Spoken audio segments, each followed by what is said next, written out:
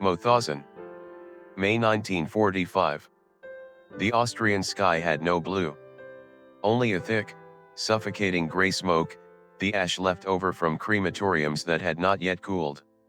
Shaky black and white film footage recorded the horrific scene of walking skeletons staggering aimlessly through the mist. In a dark corner of the concentration camp, a man lay dying on the cold ground. That was Simon Wiesenthal. His body at this time weighed a mere 45 pounds, a mass equivalent to a malnourished child. Death was no longer a distant concept, it stood right there, at the threshold, staring at Simon with empty eyes and a cold breath. But Simon refused to step inside. He chose to stay. He chose to live. Suddenly, a fierce sound tore through the silence of hell. The sound of American tank treads crushing the dirt and rocks, crushing the terrifying silence that had enveloped this place for long years. Freedom had finally arrived. But for Simon, freedom did not carry the flavor of sweet liberation. It carried the pungent taste of ash and a rage that pierced to the bone. While the Allies began distributing candy and cigarettes to the survivors, Simon only looked at the mass graves piled high like mountains. 149 of his relatives lay in that dust. An entire lineage, a family history wiped out just by soulless numbers and cold execution orders from men wearing swastika armbands. Out there, the world was joyfully celebrating. People wanted to quickly forget the horrific nights to rebuild the future from the ruins. But Simon realized a grim truth: the butchers were hastily shedding their blood-stained SS uniforms. They were changing their names, forging documents, and hiding among the stream of refugees pouring into every road. They intended to become decent neighbors, dedicated accountants, or exemplary fathers in some distant town in South America. Justice was sleeping in the drunkenness of victory, but Simon was not. The perpetrators thought that time would wipe away all traces. They believed the dust of history would cover their crimes. They were wrong. Simon Wiesenthal swore to become the memory of mankind. No guns, no armies, with only old files and an unshakable will, he would scour every darkest corner of the globe to make the ghosts pay for their crimes. Welcome to the Noir Archive. Today, we trace the footsteps of the man who never forgot Nazi hunter Simon Wiesenthal. The hunt, officially begins. Lviv 1930. A jewel of Central Europe. Cobblestone streets reflected the dim yellow lights. Piano music echoed from elegant cafes. Simon Wiesenthal stood there.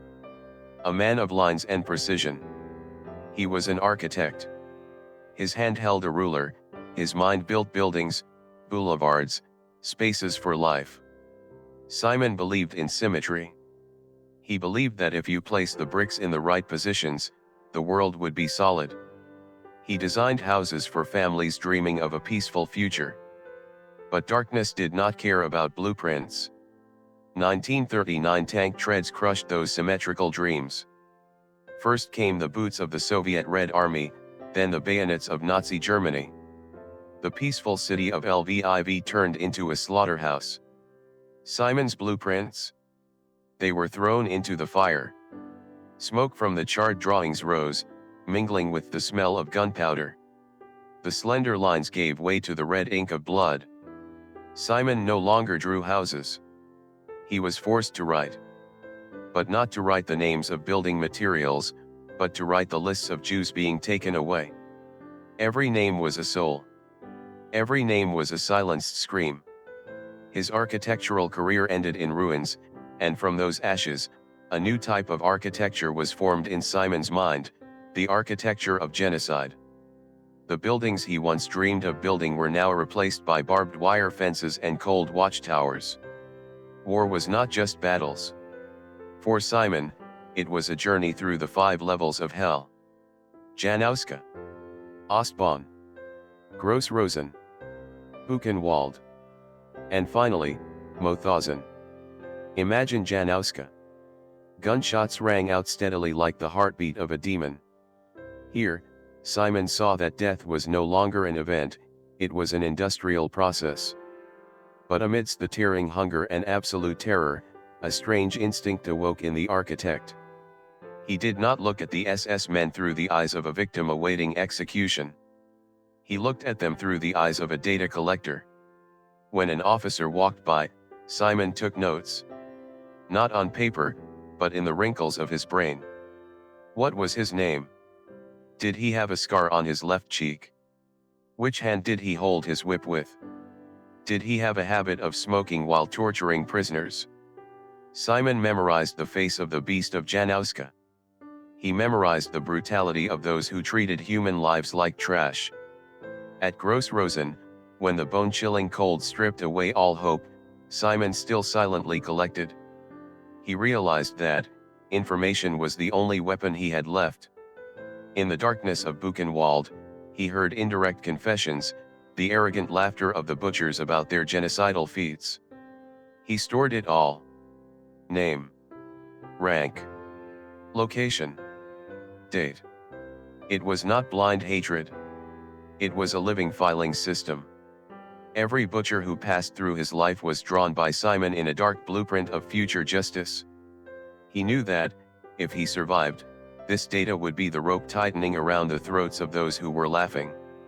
Mauthausen was the final stop. A kingdom of stone and death. Simon lay there, among the corpses, looking no different from a ghost. But inside that withered body, a massive archive was burning fiercely. Evil thought it had wiped out the evidence. But it forgot one thing, the architect was still remembering. May 5, 1945. American Sherman tanks rammed down the gates of Mauthausen camp. Sunlight shone down on the hollow faces. Freedom. People hugged each other and cried. People rushed to find food. But Simon, with all his remaining strength, dragged himself toward the camp gate. What did he see? The SS soldiers who just minutes ago were roaring, were now hastily stripping off their blood-stained swastika armbands. They threw their uniforms into the bushes. They put on the ragged coats of civilians. They wore on their faces the misery of refugees. They transformed. They vanished into the chaotic stream of people pouring into every corner of Europe. A butcher who had just murdered hundreds of children was now smiling as he received a chocolate bar from a kind American soldier. Disgust rose in Simon's throat. He looked at the ruins of Europe.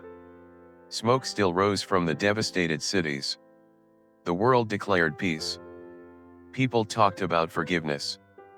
People talked about closing the past to build the future. But Simon stood there, among the ghosts of 149 relatives who had been massacred, and he understood that this peace was a grand illusion. The killers had not disappeared. They had not repented. They were simply putting on a new skin. They were preparing to live a peaceful life on the blood and bones of the dead. Simon clenched his bony fists. A vow was uttered in silence, amidst the scent of ashes in Mauthausen. He would never forget. He would never let the world forget. If there was no justice, then peace was just a cheap stage play.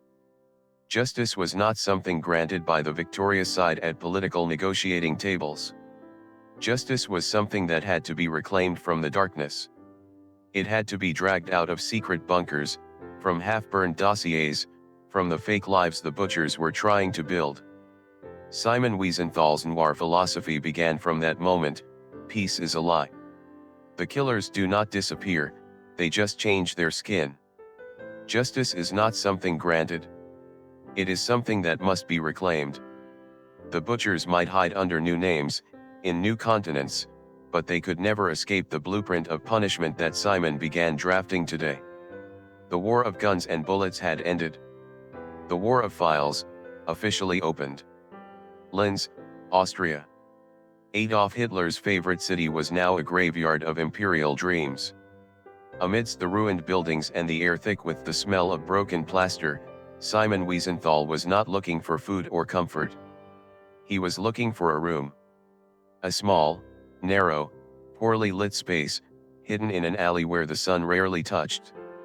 That was where the Jewish Historical Documentation Center was born. The room had no guns. No grenades or explosives. The only thing raining there was dust, the fine dust that clung to lungs, to clothes, and to the towering stacks of files reaching the ceiling. The smell of old paper mixed with cheap ink created a distinct flavor of forgotten truth.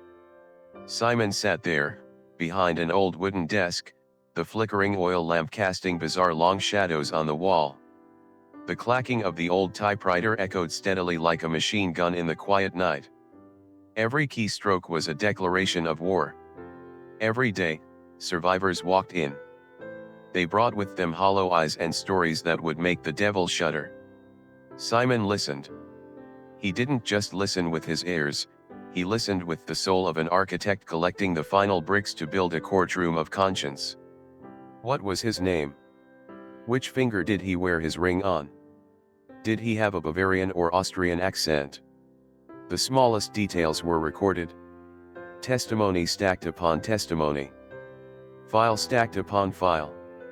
Simon understood that, in this chaotic post-war world, a gun could only kill one fascist, but an accurate file could kill an entire system of lies. Those stacks of paper were his arsenal. They were the ironclad proof that the ghosts had not vanished into thin air. They were hiding, and Simon was weaving a net of ink and paper to surround them. Among thousands of pages of files, certain names began to emerge, burning like red-hot scars. Adolf Eichmann. The logistician of death. Franz Stangl. The commandant of Treblinka and Sobibor, who considered killing a production line that needed optimization. These names were not just individuals, they were symbols of a crime beyond human comprehension. But as Simon began tracing the first clues, he hit a cold stone wall. That wall was not built of bricks, but of apathy. 1947, 1948, then 1950. The world was changing. A new war was kindling, the Cold War. The former allies now looked at each other across the Iron Curtain with deep suspicion. The priorities of Washington, London, and Moscow had shifted. They were no longer keen on hunting Nazi ghosts. The enemy of my enemy is my friend. A ruthless logic began to operate. War criminals, those holding secrets about missile technology, intelligence, or psychological warfare, suddenly became valuable political cards. America's Operation Paperclip brought fascist brains across the ocean to build missiles. In the East, the Soviet Union also secretly recruited useful individuals. Simon realized that the Allies were intentionally forgetting. The judges were tired of prolonged trials. Politicians wanted stability to rebuild the economy. People wanted Simon to stay silent. "Why must you keep stirring up those ashes?" they asked. "Let the dead rest in peace and let the living breathe." But Simon knew that if the dead lay in injustice, the living would never truly be free. Eichmann's trails began to fade. The reports on Stangl were thrown into drawers and stamped classified. Justice was bargained away on the geopolitical chessboard. The butchers were now smiling in the shadows of new intelligence agencies, protected by the very people who had once sworn to destroy them. Simon stood in the middle of Linz, feeling the chill of betrayal seep into his bones. By the mid-50s, the Jewish Documentation Center fell into exhaustion. Funding was cut off. Supporting organizations declared the mission accomplished. Simon was isolated. He was like a hunter standing in a desolate field, while everyone else had given up and gone home. The world was moving forward at a dizzying pace. Shiny cars, the first black and white televisions, and dreams of prosperity.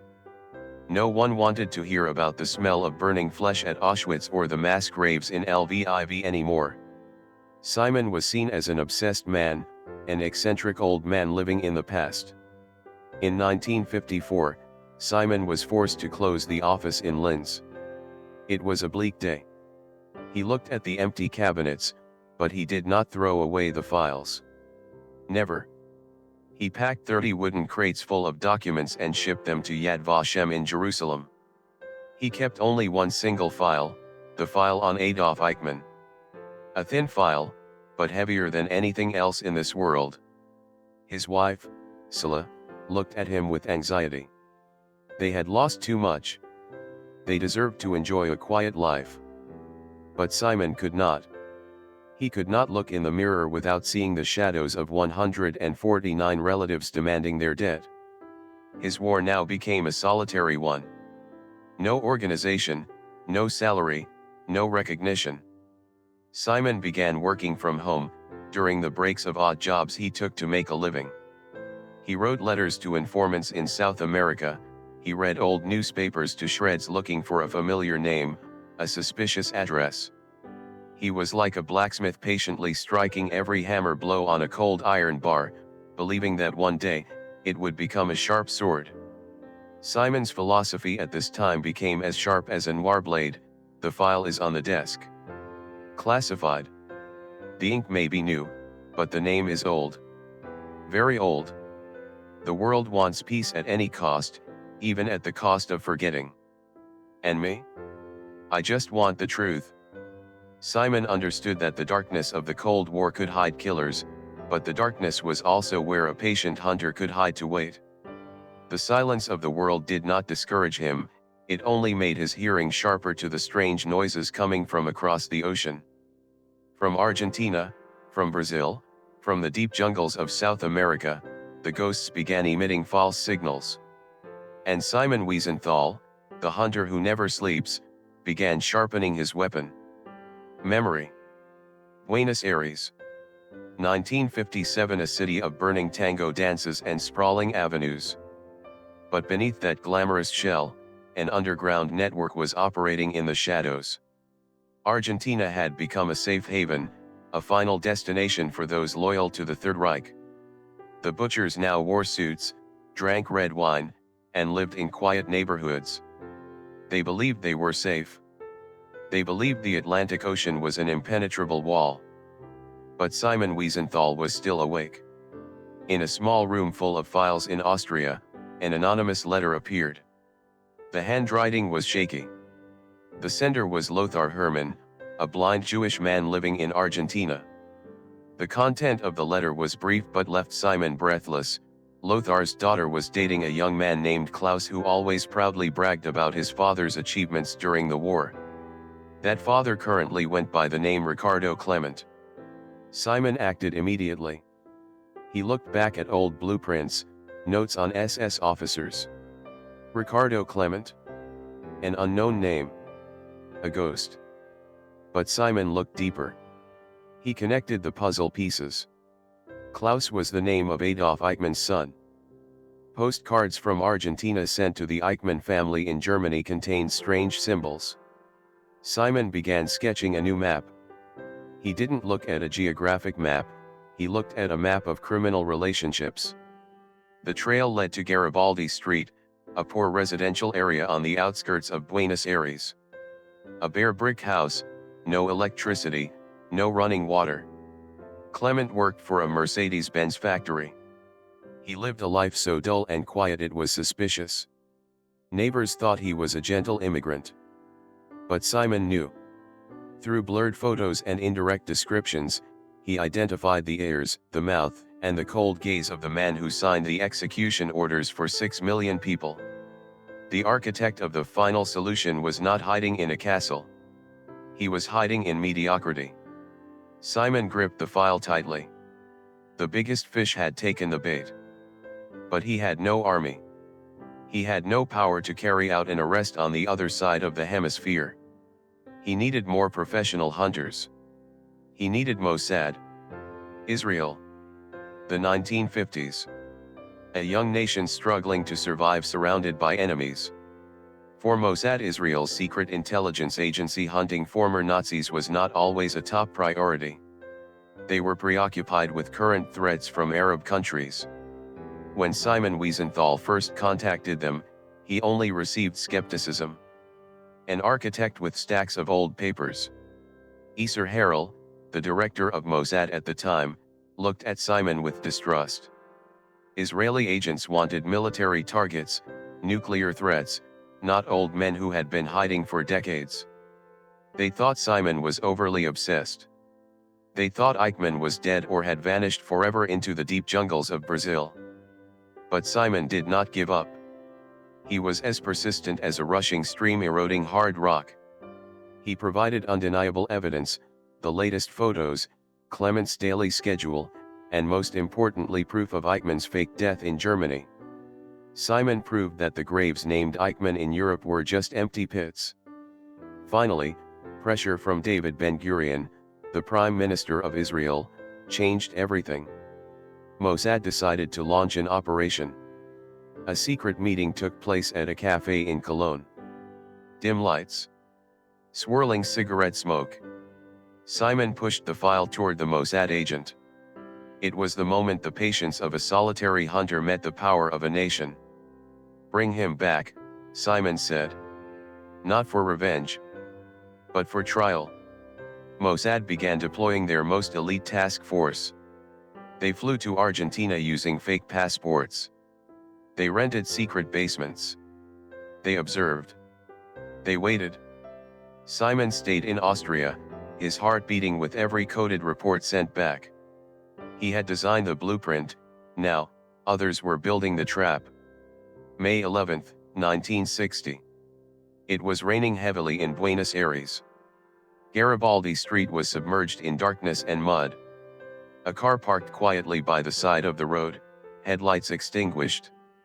Inside, the Mossad agents were as silent as statues. The clock ticked. The 400th minute of the ambush. A bus stopped at a nearby station. A man stepped off. He was thin, wearing an old coat, carrying a black briefcase. He walked toward the brick house. The sound of shoes thudding on the wet road. That was Clement. That was Eichmann. Un momentito, senor. A Mossad agent stepped out of the shadows. Before the man could react, 3 others swarmed him. A takedown. A muffled scream in a steel palm. Eichmann was dragged into the car.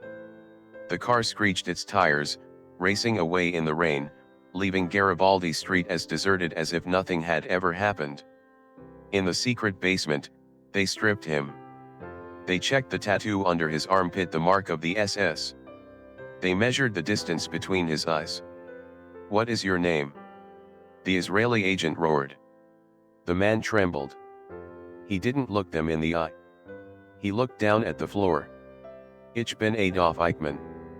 When the news reached Simon Wiesenthal, he did not cheer. He sat in silence in his dusty office.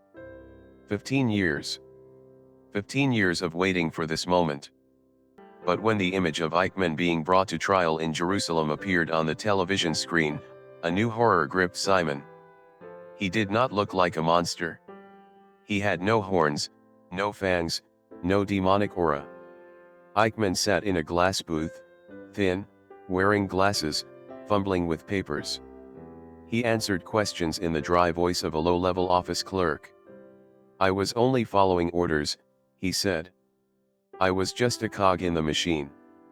I was more worried about train schedules than the people on the trains." That was the peak of the noir darkness. The grimmest truth is not that demons exist, but that demons can wear the face of the most ordinary person. The banality of evil. Eichmann had coordinated a grand genocide with the attitude of a wage earner. He didn't hate the people he killed, he simply didn't care. He had turned death into a math problem. Simon realized that his struggle was not just about hunting individuals. It was a struggle against the apathy of mankind. Eichmann was brought to light, but thousands of other Eichmanns were still living out there, hiding in the mediocrity of life.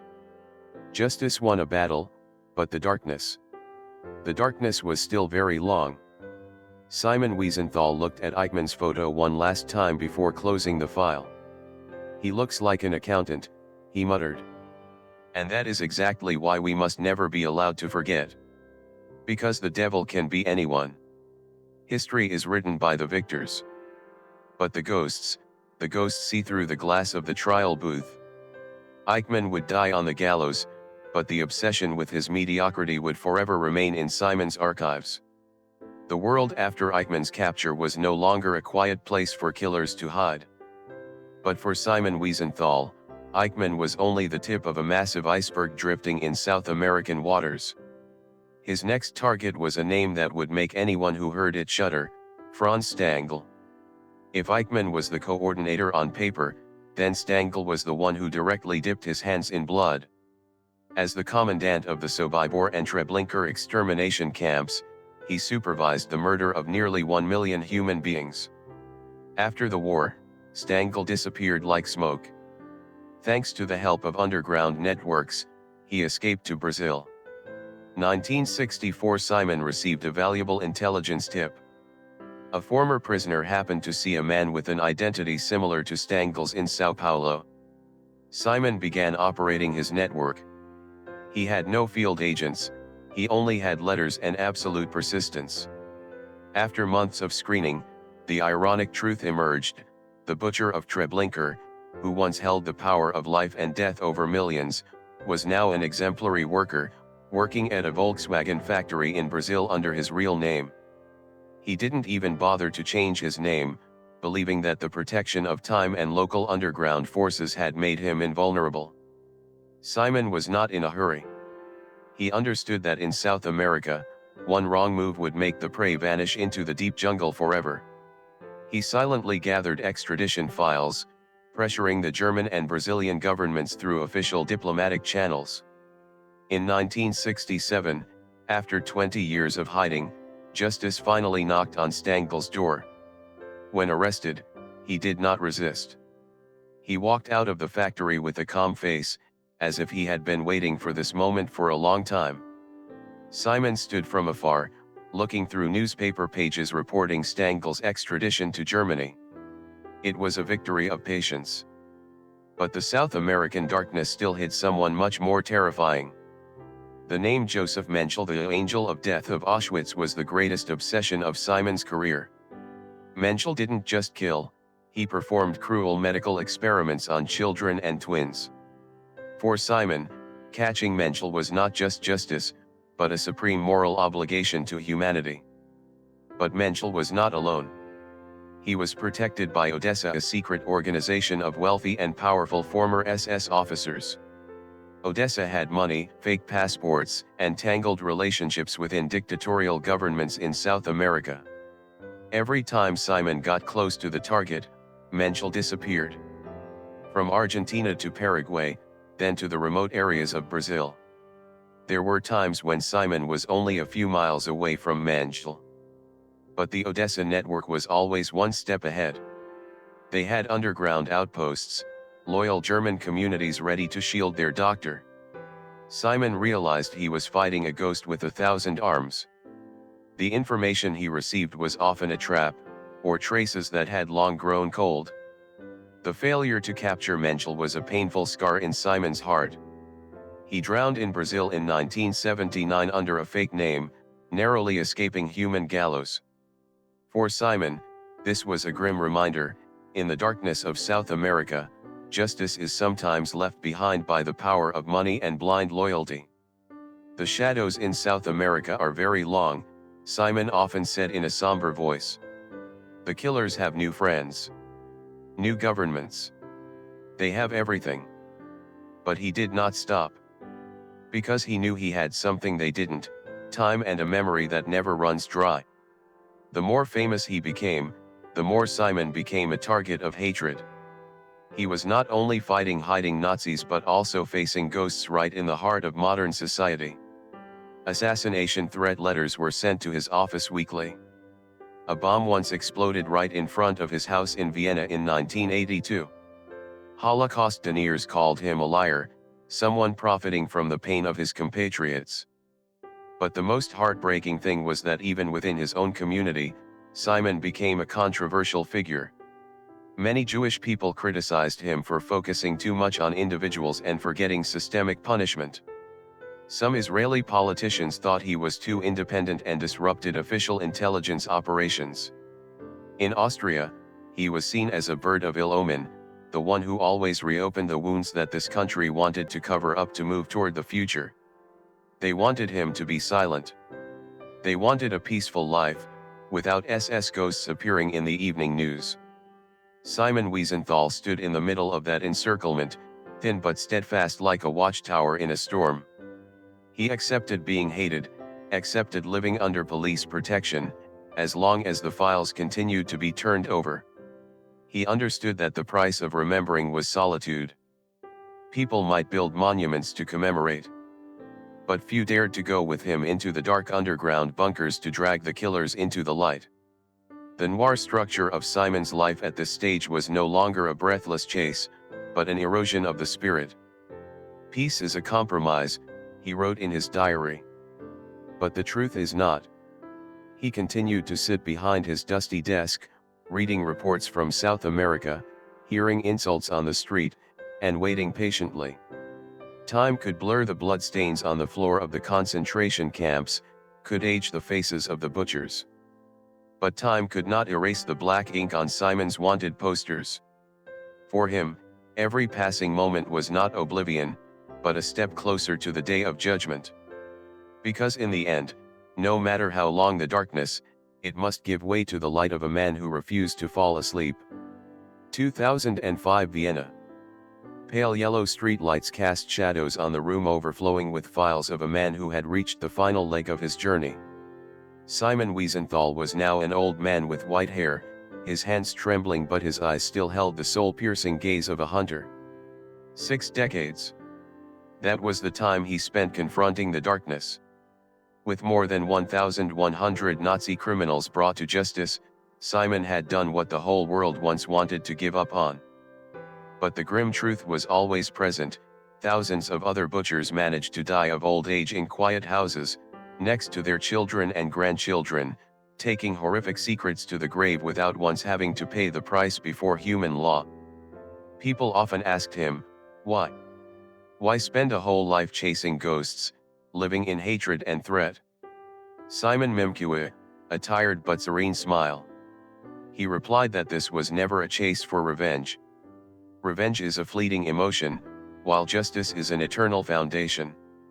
I do this for those who died, he said. So that one day, when this journey ends and I meet them again on the other side, I can look them in the eye and say, I did not forget.